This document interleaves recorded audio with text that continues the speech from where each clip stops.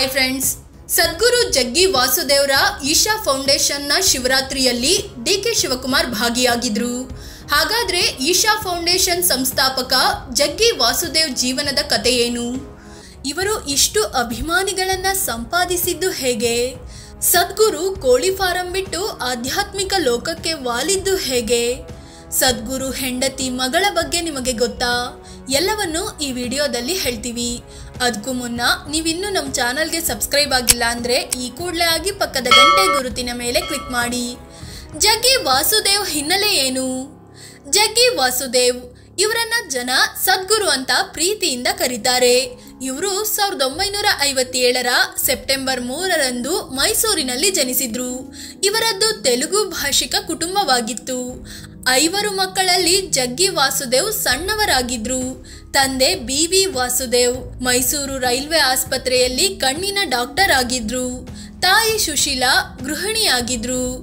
Mysuru ಯೂನಿವರ್ಸಿಟಿಯಲ್ಲಿ English ಲಿಟ್ರೇಚರ್ನಲ್ಲಿ ಪದವಿ ಪಡ್ಕೊಂಡ ಇವರು ಓದು ನಿಲ್ಲಿಸಿದ್ರು. ಬಿಸ್ನೆಸ್ ಶುರು ಮಾಡಿದ್ರು.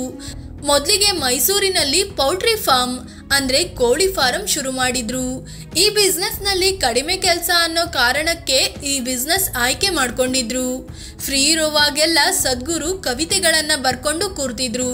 ಬಿಸ್ನೆಸ್ ಚೆನ್ನಾಗಿ ಕ್ಲಿಕ್ ಕೂಡ ಆಯಿತು. ಆದರೆ ಮನೆಯವರಿಂದ ಈ ಬಿಸ್ನೆಸ್ಗೆ ವಿರೋಧ ವ್ಯಕ್ತವಾಗುತ್ತಲೇ ಇತ್ತು. ಹೀಗಾಗಿ ತನ್ನ ಇಂಜಿನಿಯರ್ ಫ್ರೆಂಡ್ ಒಬ್ಬರ ಜೊತೆ ಸೇರ್ಕೊಂಡು ಬಿಲ್ಡೇಟ್ಸ್ ಅನ್ನೋ ಹೆಸರಲ್ಲಿ ಒಂದು ಕನ್ಸ್ಟ್ರಕ್ಷನ್ ಕಂಪನಿ ಓಪನ್ ಮಾಡಿದ್ರು. 25ನೇ ವಯಸ್ಸಿನವರೆಗೆ ಈ ರೀತಿ ಬಿಸ್ನೆಸ್ ಅದು ಇದು ಅಂತ ಮಾಡಿದ್ರು. ಆದರೆ 1982ರಲ್ಲಿ ಇವರಿಗೆ ಚಾಮುಂಡಿ ಬೆಟ್ಟದಲ್ಲಿ ಕೂತಿದ್ದಾಗ ಮೊದಲ ಆಧ್ಯಾತ್ಮಿಕತೆಯ ಅನುಭವವಾಯಿತು.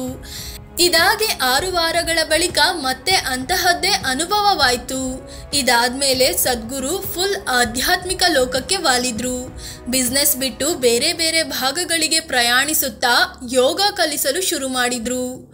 ಯೋಗ ಆಧ್ಯಾತ್ಮಿಕ ಗುರುವಾದ ಸದ್ಗುರು 1983ರಲ್ಲಿ ಮೈಸೂರಿನಲ್ಲಿ ಮೊದಲ ಯೋಗ ಕ್ಲಾಸ್ ಶುರು ಮಾಡಿದ್ರು.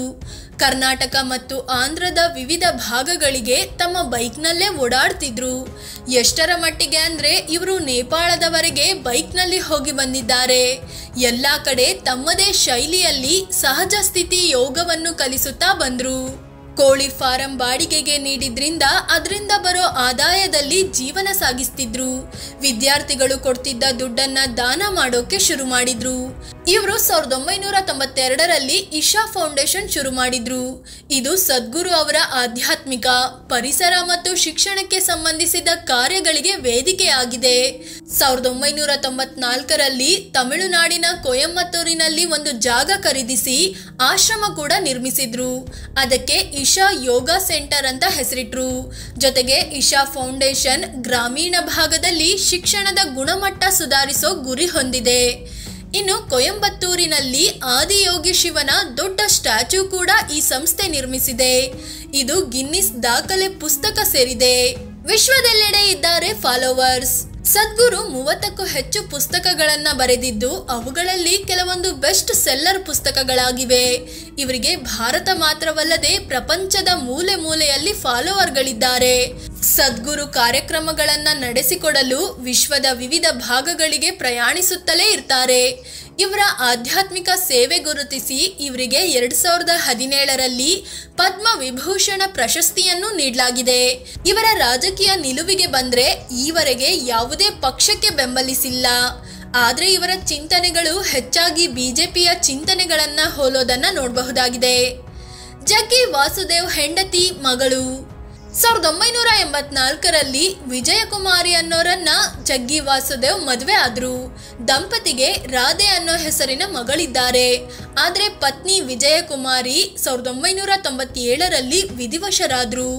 ರಾಧೆ ಭರತನಾಟ್ಯಂನಲ್ಲಿ ಪ್ರಾವೀಣ್ಯತೆ ಹೊಂದಿದ್ದು 2014ರಲ್ಲಿ ಸಂದೀಪ್ ನಾರಾಯಣ್ ಅನ್ನೋರನ್ನ ಮದುವೆ ಆಗಿದ್ದಾರೆ.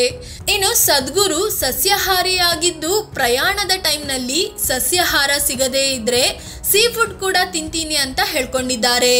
ಫ್ರೆಂಡ್ಸ್, ಇದು ಜಗ್ಗಿ ವಾಸುದೇವ್ ಅಂದ್ರೆ ಸದ್ಗುರು ಬೆಳೆದು ಬಂದ ಹಾದಿಯನ್ನು ನಿಮ್ಮ ಮುಂದಿಡುವ ಪ್ರಯತ್ನ. ಇವರ ಬಗ್ಗೆ ನಿಮ್ಗೇನ್ ಅನ್ಸುತ್ತೆ? ಕಾಮೆಂಟ್ ಮಾಡಿ ತಿಳಿಸಿ. ಅದಕ್ಕೂ ಮುನ್ನ ನೀವಿನ್ನೂ ನಮ್ಮ ಚಾನಲ್ಗೆ ಸಬ್ಸ್ಕ್ರೈಬ್ ಆಗಿಲ್ಲ ಅಂದರೆ ಈ ಕೂಡಲೇ ಆಗಿ ಪಕ್ಕದ ಗಂಟೆ ಗುರುತಿನ ಮೇಲೆ ಕ್ಲಿಕ್ ಮಾಡಿ. ಧನ್ಯವಾದ.